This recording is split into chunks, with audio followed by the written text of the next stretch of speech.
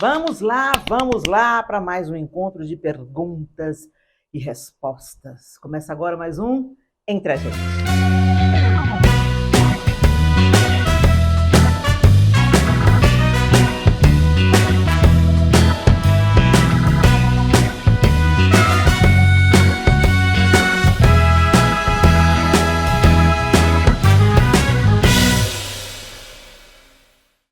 Vamos lá. Pergunta da Denilza. Fala, Denilza. Uma mulher cristã que vive há mais de 35 anos com um homem e não é casada, pode assumir um ministério na igreja? Bom, gente,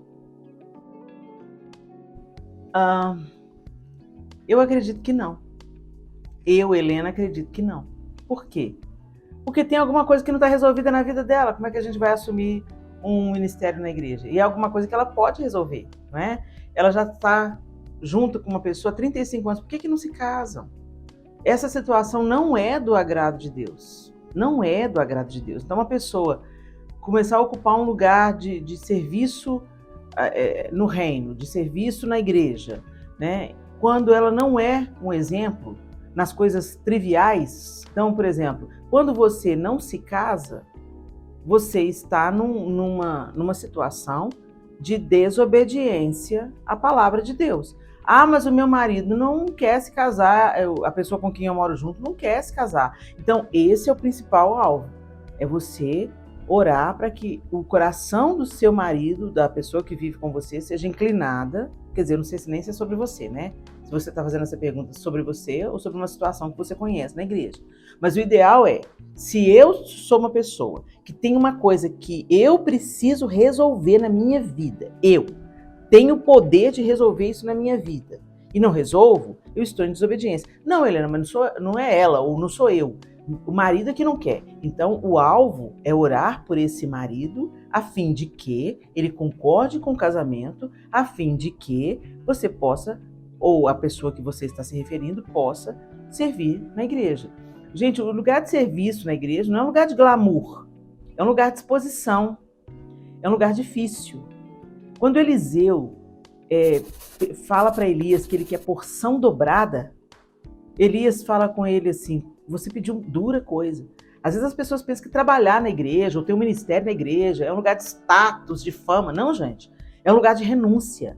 É um lugar de responsabilidade. É um lugar onde você vai ser muito cobrado. É um lugar onde você precisa, naquilo que está nas suas mãos, caminhar na luz e ser exemplo dos fiéis. Então, esse é um lugar de desafio, de complicação. E as pessoas, às vezes, imaginam, enxergam um lugar no ministério como um lugar de status, um lugar de grandeza, um lugar de destaque. E isso está completamente equivocado. Vai levar muito chumbo do inferno dentro desse raciocínio, entendeu? Então, eu acho que primeiro a gente tem que andar em retidão, andar na luz, resolver as questões que estão ao nosso alcance resolver, orar para que Deus convença esse marido a fim de que o casamento aconteça e então possa haver uma legalidade para que você possa servir no ministério na igreja, né? Na situação de você viver com uma pessoa e não ser casada com ela, Deus não aprova isso, gente, né? Ou essa pessoa a quem você está se referindo. Eu não sei direito, né, se é sobre você ou sobre outra pessoa, então desculpa aí eu estar misturando as duas coisas, mas o que eu penso é isso. Pergunta da Márcia. Fala, Márcia. Dançar em uma festa é pecado? Gente, tem que perguntar para o Espírito Santo, né? Porque é muito mais fácil perguntar para Helena Tanuri, porque aí você tem licença para pecar. Gente, seja a paz de Cristo o árbitro do seu coração. Todas as coisas não são lícitas, mas nem todas nos convêm, como bem diz o apóstolo Paulo. Tem coisas que escandalizam outras pessoas, tem coisas que são pedras de tropeço para outras pessoas. Vai depender muito do ambiente que você está, vai depender muito do tipo de música que você vai dançar. Por exemplo, eu, Helena, já teve ocasiões de eu estar em casamentos cristãos e o meu marido me tirar para dançar uma música romântica, uma música bonita, uma música cristã, e nós dançamos. Era um ambiente saudável, não estava dançando com outro homem, eu estava dançando com meu marido. Tinha ali aquele clima de romance no ar, era um casamento, eu estava cercado de amigos. Não achei que aquilo foi pecaminoso. Mas dependendo do tipo de música que você está dançando, no ambiente que você está dançando, a motivação do seu coração qual é, o movimento que o seu corpo está fazendo qual é, pode sim se tornar pecaminoso. Então, cada caso é um caso. Por isso que é fundamental a gente ter um relacionamento com o Espírito Santo de Deus. Se o Espírito Santo de Deus mora dentro de você, você tem uma função: não entristecer nem apagar o Espírito. Então, é muito importante que você pergunte ao Espírito Santo. É isso que ele quer? É isso que agrada a ele? Né? Às vezes, coisas que Deus vai requerer de mim, não vai requerer de você.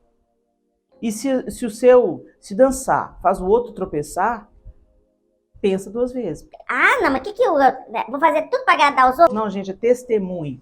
Testemunho. Testemunho. As pessoas agora falam, Não importa o que vão pensar de mim, eu vou ter que prestar conta para Deus. pois é, gente, mas a gente tem que dar testemunho. Mas recebereis poder ao descer sobre vós o Espírito Santo e sereis minhas testemunhas. Em qualquer lugar, Jerusalém, Judéia, Samaria, na festa, na igreja, na praia. Jesus nos chamou para sermos testemunhas do seu amor, da sua santidade, da sua vida. Então a gente não vive de qualquer jeito, ok? Então pergunte ao Espírito Santo. Pergunta da Carol e do Silvio.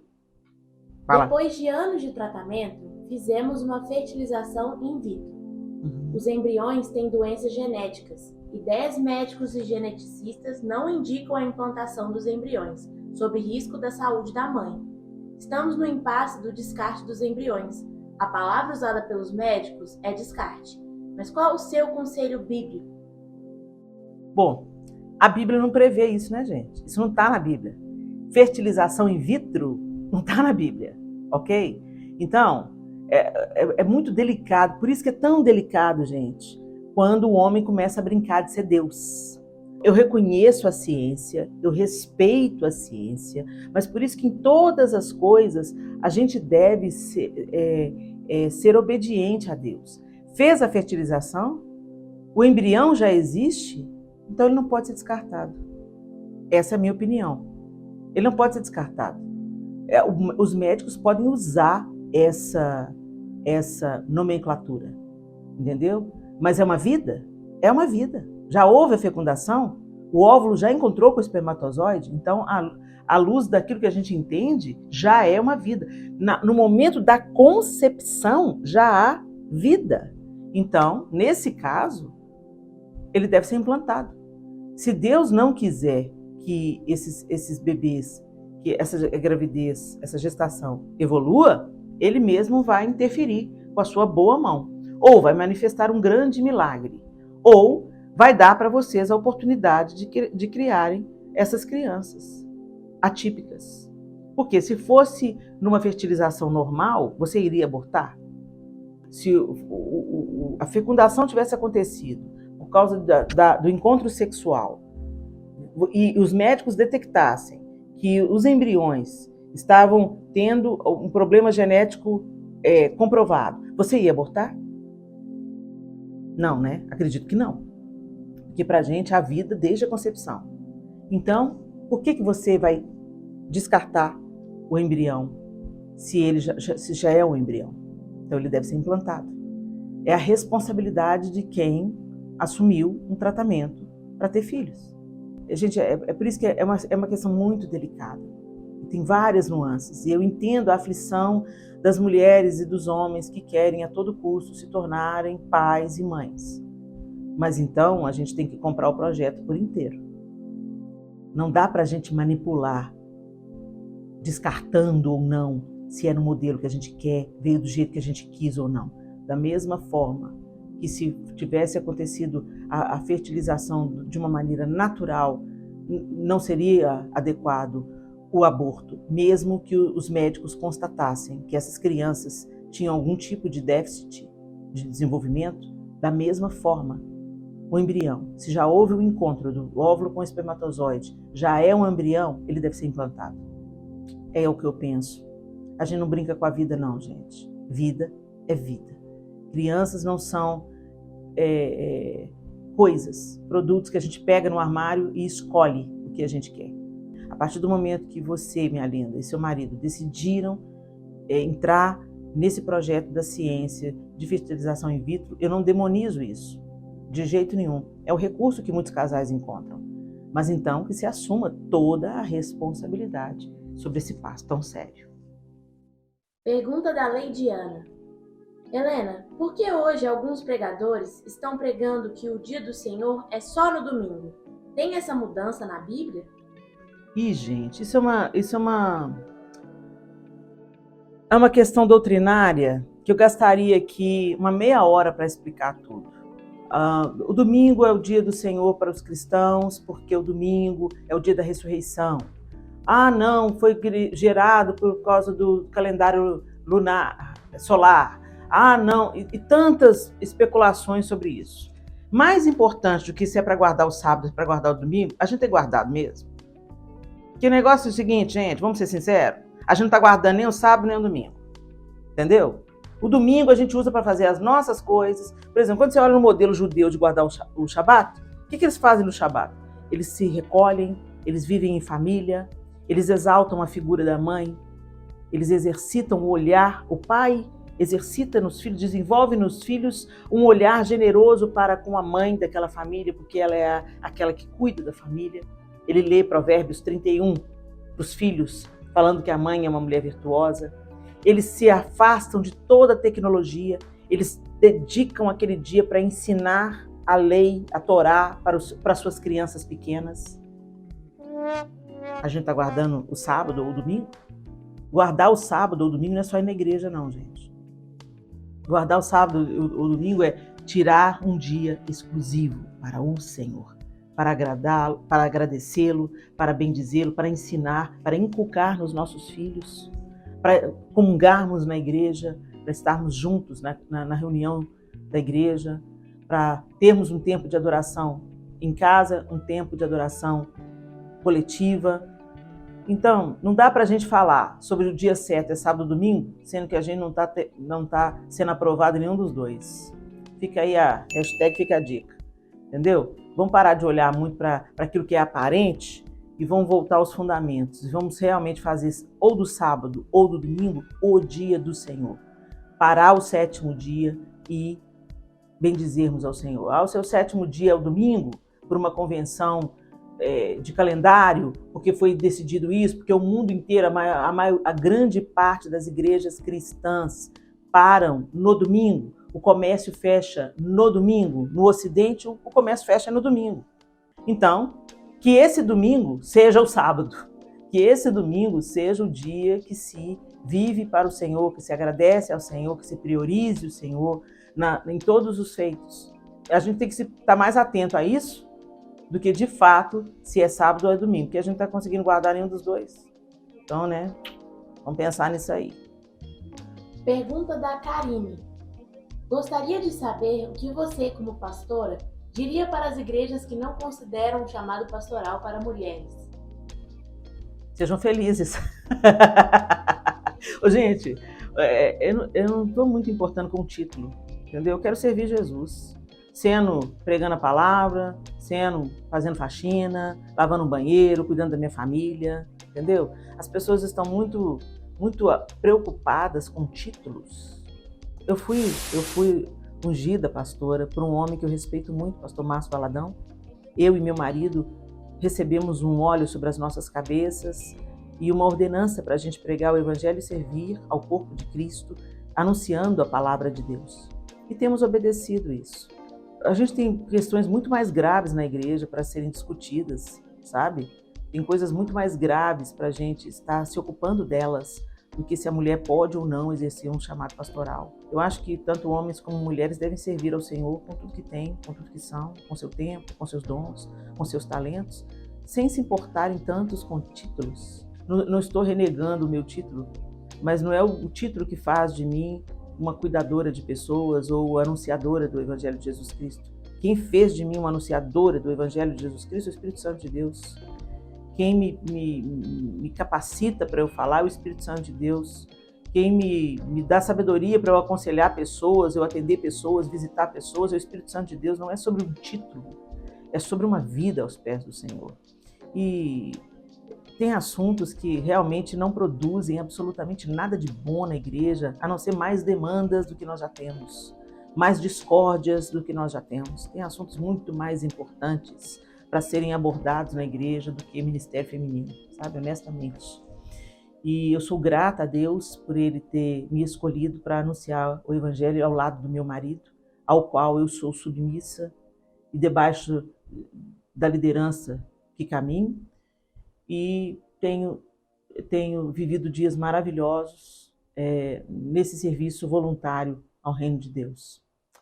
E que o Senhor nos ajude com tantas inutilidades sendo discutidas, ao invés de coisas realmente relevantes e que estendem a graça, a compaixão, o amor de Deus a todos. O Senhor tem compaixão de todos nós, gente. Última pergunta da Marisa. De que maneira posso me comportar com um adolescente de 17 anos que não quer mais ir à igreja com a família? Vai porque fizemos um acordo, mas me diz que não tem vontade. Oro a Deus, mas de que maneira devo me comportar em relação a isso? Continuo insistindo ou deixo e oro? Continue insistindo. Ele tem 17 anos. 17 anos.